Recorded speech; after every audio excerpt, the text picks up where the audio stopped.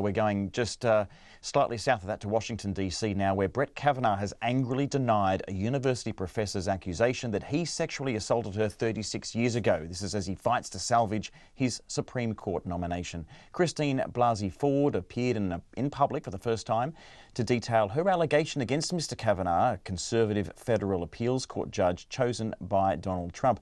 The Supreme Court plays a vital role in US political life. Appointed for life, its 9 members have the final say on US law, including on controversial social issues such as abortion and challenges to government policy. I spoke to CNN correspondent Kirsten Holmes in Washington, D.C., who says she has never had a day quite like it. Today was one of the ugliest and most heart-wrenching days on Capitol Hill, probably of all time.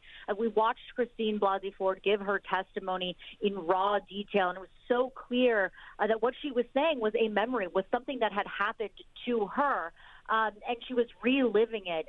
We looked around the room, and others were crying. There were supporters there. There were other women, survivors, but it didn't change when Kavanaugh testified. Now, he was very indignant. He was at times yelling at the senators, but at times he was crying, and at times his supporters and his family members were crying as well. And here's the big fear here in Washington, is that nothing changed, that we had this day where people were pouring their hearts out, and that if you are a Democrat, you believe Dr. Ford, and if you are a Republican, you believe Judge Kavanaugh, and everything is driven by policy, agenda, and politics, and that people can't see beyond that. We had one of our senators, Republican senators here, Lindsey Graham, essentially yelling at Democrats, saying this was one of the biggest shams he'd seen since he's been a senator, saying that he knows that they're so desperate for power, he hopes that they never get it, saying this was all political. He has stood by Kavanaugh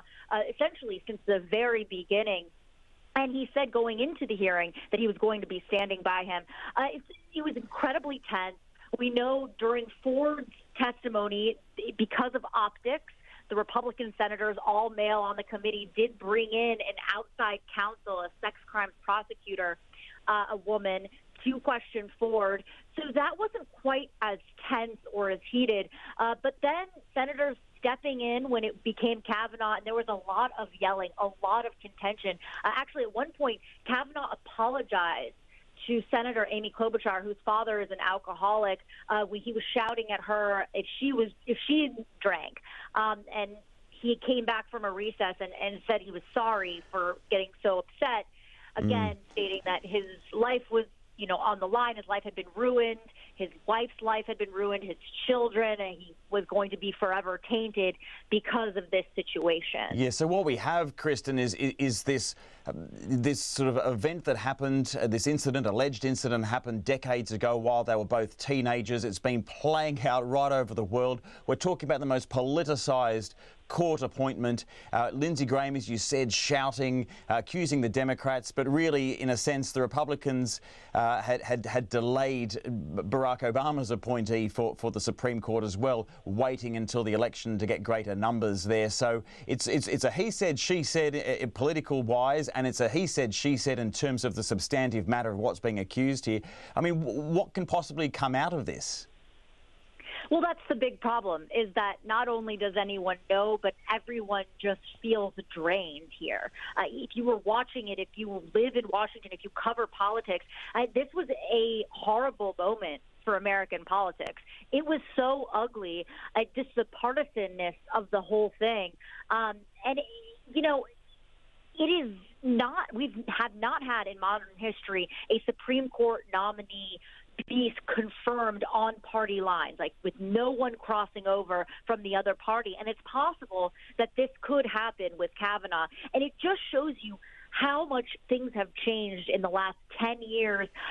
Under Obama, it was very ugly, and it's gotten only uglier under President Trump. It's become a completely divided system, and we've seen both the Democratic Party and the Republican Party go to extremes, and that really played out here today.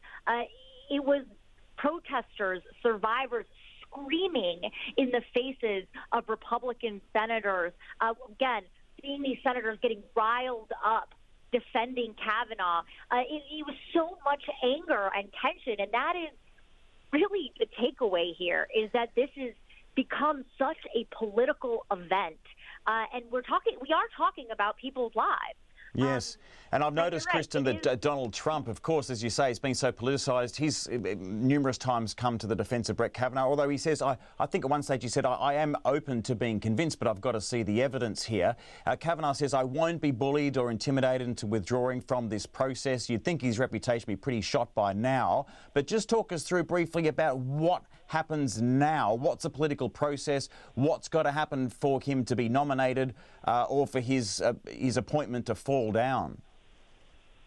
So essentially here, there's a series of steps that has to take place. The first one is going to happen tomorrow morning. Now, we had some questions about whether or not this hearing would postpone this. Essentially, they set up a vote for the Senate Judiciary Committee. That is who you saw in the room today. That is the first step to confirm Kavanaugh. If a majority of the Senate Judiciary votes to confirm, he moves forward to the next round. Now, here's the big question on that vote. Republicans hold the majority in the committee, 11 to 10. But there is one holdout, one senator who has been on the fence, a Republican, Jeff Flake. He's retiring, so he doesn't have to answer to his constituents. And he has been incredibly critical of Donald Trump, even just days ago, taking to the Senate floor, saying how ugly politics was, clearly referring to President Trump and what was going on with the Kavanaugh situation and calling it really indecent in the process. And this is not the first time he's done this. Now, he has said on multiple occasions that he wanted the hearing. That's essentially one of the reasons we had the hearing to begin with, that he needed to hear both stories. He was asked tonight how he's going to vote tomorrow. He said he didn't know. This was after the hearing. He said that he found both of them to be credible and that he was going to have to sleep on it and think about it. Now, if he doesn't vote with his party, I would be very surprised. I know we're saying he's a holdout. I know he hasn't said it, but I still have a bit of a feeling that he might vote with his party.